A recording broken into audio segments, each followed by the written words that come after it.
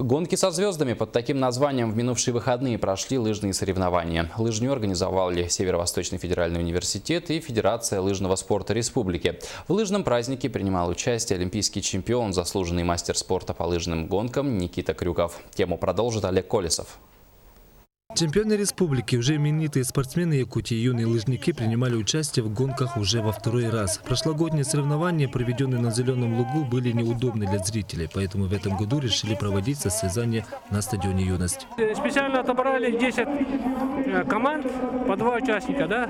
Мужчина, мастер спорта, и юноша. Перспективный юноша – это юноши, которые члены сборной команды республики, которые подающие надежду наши, как сказать, наш резерв. Праздник лыжной гонки украсил своим приездом олимпийский чемпион, двукратный чемпион мира по лыжным гонкам Никита Крюков. Для самых юных спортсменов и любителей лыжного спорта он дал мастер-классы, поделился секретами бега, посоветовал, как добиться успеха. Хорошее впечатление. Самые юные спортсмены уже достаточно неплохо передвигаются на лыжах, но я думаю, у якутских людей, детей это в крови. И еще с незапамятных времен охотники ходили на лыжах.